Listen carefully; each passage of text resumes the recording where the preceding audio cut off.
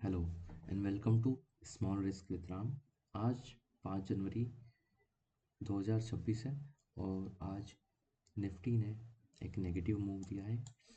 ठीक है, निफ्टी एक नेगेटिव मूव देती है डे हाई से 144 पॉइंट्स का लगभग। और इस नेगेटिव मूव को हम कैसे समझ सकते थे आज, वो हम डिस्कस करेंगे थ्रू ट्रेप ट्रेडिंग की मदद से हम इस डाउनफॉल के मूव को कैसे समझ सकते हैं। तो जनरली मार्केट में सबसे ज़्यादा जो पैटर्न दिखाई देता है वो दिखाई देता है कप एंड हैंडल। तो मैं पहले तो आपको एक्सप्लेन कर देता हूँ कप एंड हैंडल होता क्या है। ठीक है, तो कप एंड हैंडल एक स्ट्रक्चर होता है जिसमें मार्केट कुछ इस तरीके से कप बनाता है और उसका एक हैंडल बनाता है इस तरीके से। वो मार्केट यहाँ पे जनरली कभी कभी सस्टेन करके ब्रेकआउट देता है या फिर मार्केट यहाँ से ऐसे करके डाउनफॉल देता है। ओके, तो ये कप एंड हैंडल का फॉर्मेशन है। तो mostly retail traders cup and handle को कि इस पॉइंट को एक ब्रेकआउट पॉइंट समझते हैं और यहाँ पे एंट्रीज लेते हैं बाइंग की बहुत सारी। तो यहाँ पे रिटेलर्स की लिक्विडिटी काफ़ी ज़्यादा ग्रैब की जा सकती है। इसीलिए मार्केट इसीलिए कप एंड हैंडल स्ट्रक्चर पे बहुत ज़्यादा ट्रैप करता है। ओके, तो ये चीज़ अंडरस्टैंड करना ज़रूरी है कि मार्केट में जो सबसे ज़्यादा सेंसिटिव पॉइंट होता है वो किसी भी कप एंड हैंडल फॉर्मेशन के बाद वो ये वाला पॉइंट होता है कि मार्केट यहाँ से इस डायरेक्शन में मूव करती है या मार्केट यहाँ से इस डायरेक्शन में मूव करती है। तो हमको ये समझना ज़्यादा ज़रूरी है और ये जो होता है इसको हम कहते हैं ट्रैपिंग पॉइंट। यहाँ पे मार्केट लिक्विडिटी स्वैप करता है। ओके, तो देखते हैं आज मार्केट ने किस तरीके से लोगों को ट्रैप किया है, रिटेलर्स को ट्रैप किया है। तो ये निफ्टी का चार्ट है और ये निफ्टी का हमने डे हाई मार्क कर रखा है। यहाँ पे निफ्टी का डे हाई मार्क कर रखा है और अब हम कप और हैंडल का फॉर्मेशन यहाँ पे बना के दिखाते हैं आपको। तो यहाँ से मार्केट में इस तरीके से कुछ कप एंड हैंडल का फॉर्मेशन हमने बनाया और मार्केट ने यहाँ इस हाई को ब्रेक किया, इस डे हाई को ब्रेक किया मार्केट ने। और यहाँ पे मार्केट ने जैसे ही डे हाई को ब्रेक किया, मार्केट ने यहाँ पे बहुत सारे बायर्स को इनवाइट किया और यहाँ पे ट्रैपिंग हुई। यहाँ पूरा टाइम ट्रैप किया मार्केट ने और एक शार्प डाउनफॉल दिया पूरे दिन के लिए।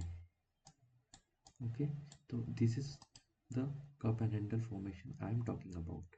तो इस चीज़ को हम बहुत सारी छोटी छोटी टाइम फ्रेम्स में देख सकते हैं और इस चीज़ से हम मार्केट की डायरेक्शन का एक अंदाज़ा लगा सकते हैं।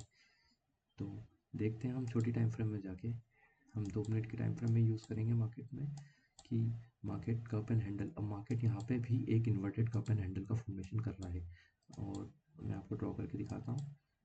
मार्केट ने यहाँ से एक कप और एक हैंडल का फॉर्मेशन किया और मार्केट ने डाउन साइड में क्लोजिंग दी। अब मार्केट वापस से ट्रैप कर रहा है। मार्केट ने पहले अप साइड ट्रैप किया था, मार्केट अब डाउन साइड में ट्रैप कर रहा है। ये जो दोनों पॉइंट है ये पॉइंट्स अनसर्टेनिटी के हैं और ये जो लाइन मैंने ड्रॉ की है ये लाइन ड्रॉ की है मार्केट के डायरेक्शन के लिए। इस लाइन को हम देखें तो ये जो लाइन है ये मार्केट के डायरेक्शन को डिसाइड करेगी। अगर इस लाइन के नीचे निफ्टी क्लोजिंग देता है तो यहाँ पूरा डे मतलब नेगेटिव साइड का मूव आएगा और अगर इसके अप साइड क्लोजिंग देता है तो अपर साइड का मूव आएगा। ओके, तो ये बेसिक सी चीज़ें थी कप एंड हैंडल पैटर्न्स के बारे में।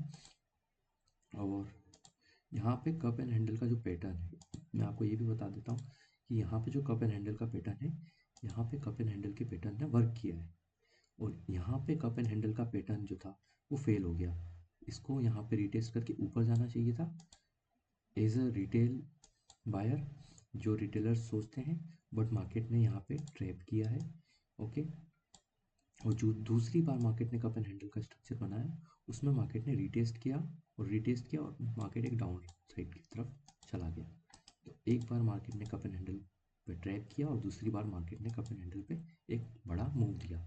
ओके, सो ये सिंपल सी चीज़ आप समझ सकते हैं और इस पैटर्न को हम इस स्ट्रक्चर को बहुत बार छोटी छोटी टाइम फ्रेम में यूज़ करके छोटे छोटे ट्रेड्स बना सकते हैं।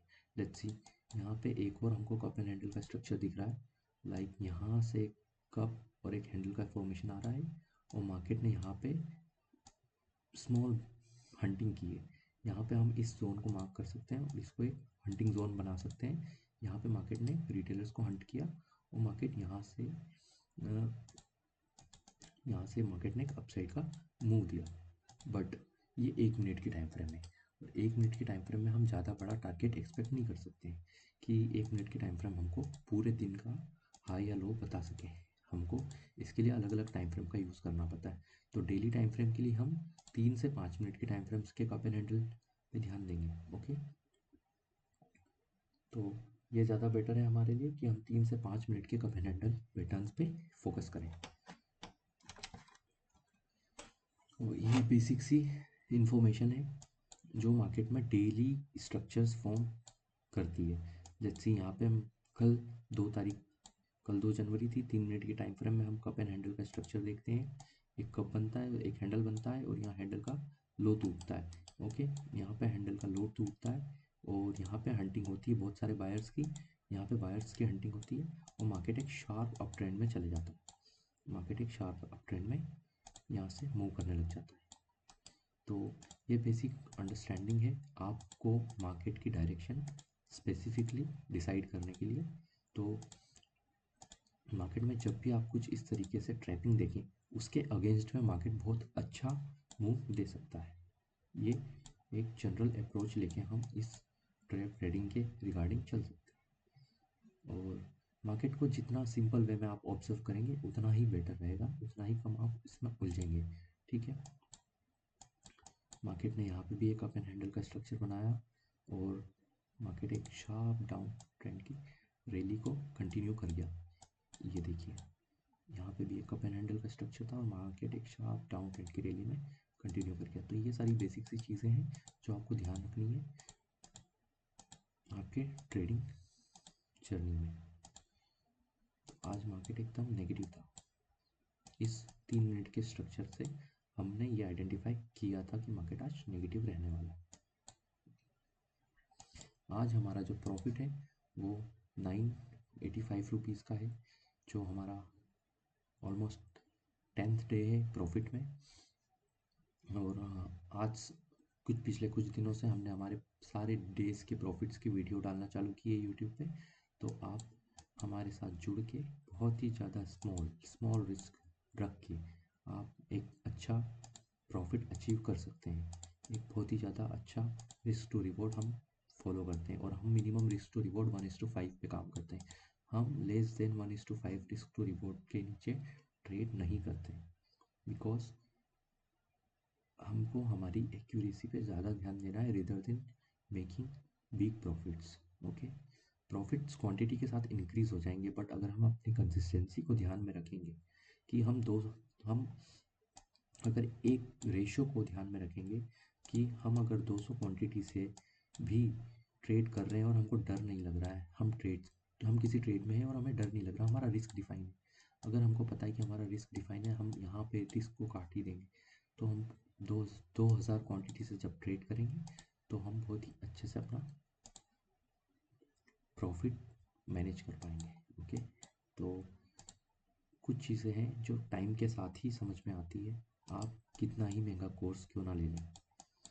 तो ये बेसिक सी इन्फॉर्मेशन है, मैं आपको मेरी जर्नी में ऐसी इन्फॉर्मेशंस ट्रांसफ़र करता रहूँगा जिससे आपको ट्रेडिंग करने में बहुत ही ज़्यादा इजी होगी कुछ चीज़ें।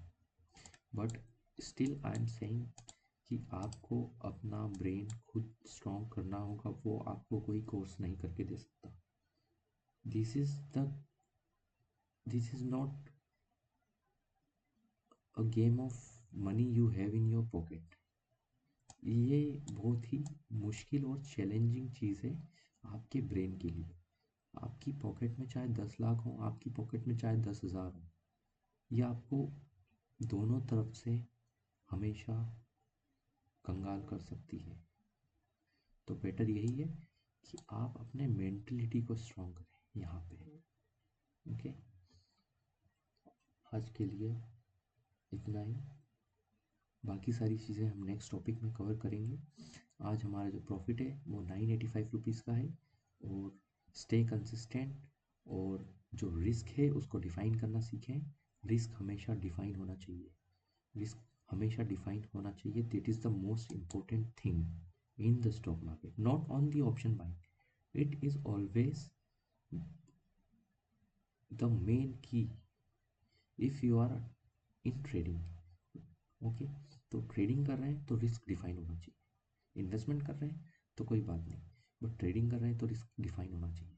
Okay, thank you.